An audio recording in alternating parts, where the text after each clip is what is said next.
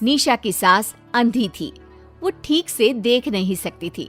लेकिन शादी के बाद, माँ जी खाना खा लीजिए, और हाँ मैं आपको दवाई दे रही हूँ, वो भी खा लीजिए। नहीं नहीं बेटा, तू बस खाना बना ले, मुझे अंदाजा है मैं खुद ही खा लूंगी सब कुछ। रोज सुबह निशा की सास की आदत थी।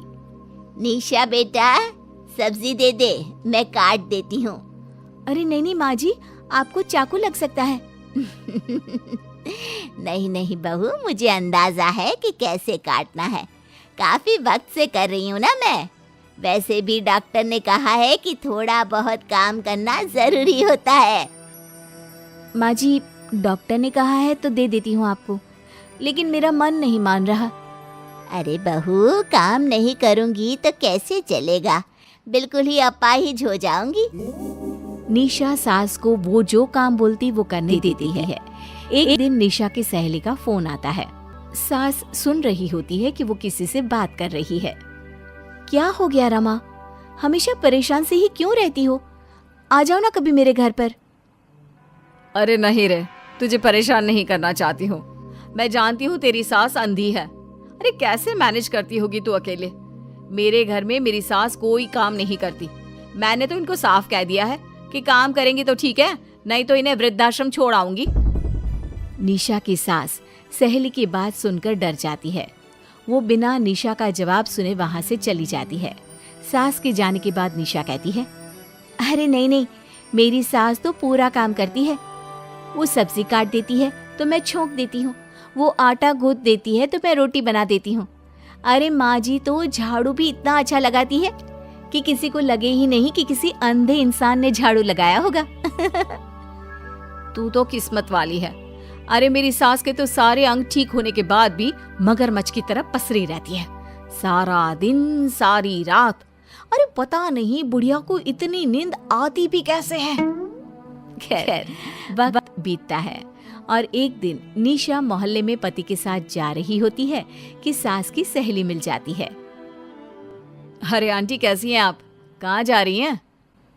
तुम लोगों के घर ही जा रही हूँ बेटा, तेरी माँ ने बुलाया है, कह रही थी बहुत जरूरी काम है। वैसे तुम लोग कहाँ जा रहे हो? हम मेरे मायके जा रहे हैं। अच्छा, आप मम्मी जी के पास रहेंगी तो हम लोगों को कोई चिंता भी नहीं होगी। बेटा बहू चले जाते हैं। सहेली निशा के घर में जैसे ही घुसती है, उसकी सास कहती है, आ गई रीना, जब से अंधी हो गई हूँ तू तो आती ही नहीं घर। अरे क्या बताऊं सीमा, तेरा तो मुझे कुछ समझ में ही नहीं आया। अरे जैसे ही बेटी की शादी हुई उधर तू अंधी हो गई, कैसे? मतलब समझ में नहीं आया। सास जोर जोर से हंसती है। अरे पागल हो गई है क्या? किसी अच्छे डॉक्टर को दिखाना, ठीक हो जाएगी। मन नहीं करता क्या दुनिया देखने का? कल को पोता पोती होंगे, उन्हें कौन खिलाएगा? तेरी भी तो बहू आई है, तेरे भी तो बेटे को बच्चा हुआ, कितना खिला लिया तूने। अरे हमारी तो किस्मत ही फूटी थी। लड़की की पहले दिन से ही डिमांड थी कि सास ससुर के साथ नहीं रहना, चाहे जो हो जाए। अब बोल क्या करती मैं? फिर क्या कर लिया तूने? दोनों आंखें होने के बाद भी परेशान ही है ना? हाँ, पर चल कम से कम दुनिया देख तो रही हूँ ना, तेरी तरह अंधी तो नहीं हो गई। निशा की सास शांत हो जाती है। उनकी आंख से आंसू गिरने लगते हैं। अरे अरे रो मत, क्यों रो रही है? वैसे भी दुनिया में ऐसा कुछ नहीं है कि जो देखा जाए। चालाक बहुएं और ऊपर से वो बेटे जिन्हें बचपन से सीने से चिपका कर पाला, वो भी बीवियों के कहने पर माँ से लड़ पड़ते हैं। तेरी गुलाबी रंग की साड़ी बहुत अच्छी लग रही है, और ये जो चश्मे का फ्रेम है ना, जच रहा है तुझ पर। सहेली शांत हो जाती है। मतलब तू अंधी नहीं है, तू देख सकती है। हाँ, तू मेरी सबसे खास सहेली है, इसलिए बता रही हूँ। मैं ठीक हूँ, बिल्कुल ठीक। अरे तो फिर अंधी होने का नाटक क्यों कर रही है? दुनिया देख ली है मैंने, देखा है मैंने कैसे सास को देखकर बहुएं रंग बदलती है। मैं अपने बेटे के बिना नहीं रह सकती। पति का साया तो पहले ही उठ गया, बेटे को बहू ले गई तो क्या करूँगी, सारा काम कर देती हूँ, वो इसी में खुश है। सहेली निशा की सास को गले लगा लेती है। लेकिन झूठ बोलकर कब तक? अरे कब तक ऐसे रहेगी? थोड़ी ही देर में बाहर से बेटा बहू के आने की आवाज आती है। बस चुप कर, जो मैं कर रही हूँ बस साथ दे मेरा, नहीं तो। बहू घर पर आती है। सामने 2 कप में चाय, शादी के एल्बम और कुछ खाने पीने का सामान रखा था। माँ जी, कुछ खाया आपने? खाना क्या है बहू, बस चाय पी है। सब्जी दे दे, मैं काट देती हूँ, रात के खाने की तैयारी हो जाएगी। अरे नहीं माँ जी, मैं खाना बना लूंगी, आप आंटी के साथ बैठिए ना। बहू सारा खाना बनाकर सास को आवाज देती है और सभी बैठकर खाना खाते हैं। माँ जी, ये लीजिए, कटहल खा लीजिए, ये कह रहे थे कि आपको बहुत पसंद है। हाँ हाँ, ला दे। बहू सास को रोटी का डिब्बा पकड़ाती है, लेकिन सास नहीं पकड़ती।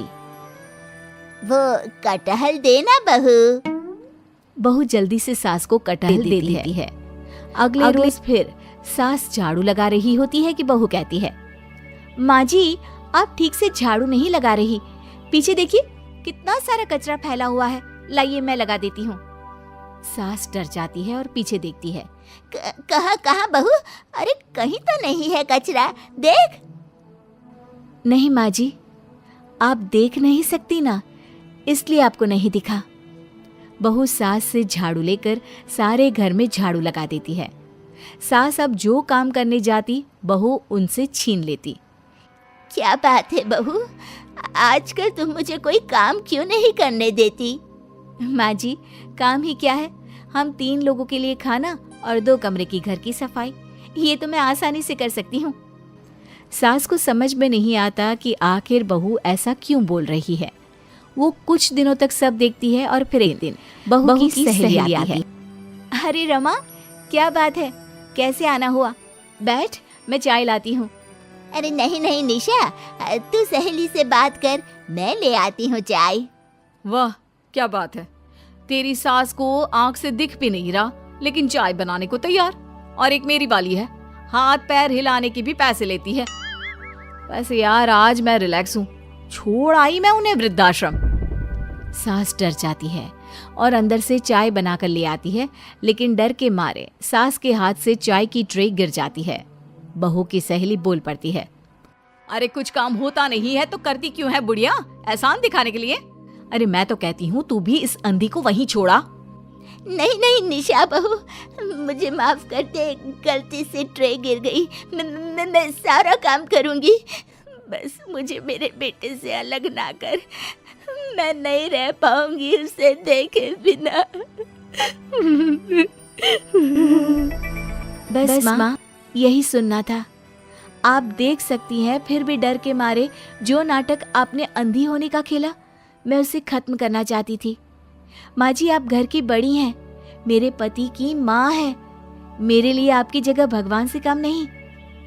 आप अंधी नहीं भी होंगी तो भी मैं कभी भी आपको खुद से दूर नहीं करूंगी। माँ जी, मेरा विश्वास रखिए। फिर निशा सहेली को देखती है। अच्छा होगा रमा कि तू मेरे घर से चली जाए, क्योंकि मेरे घर में ऐसे लोगों के लिए कोई जगह नहीं है जो बड़ों की इज्जत नहीं करते। सास चैन की सांस लेती है। जीती रहे बहू, जीती रहे।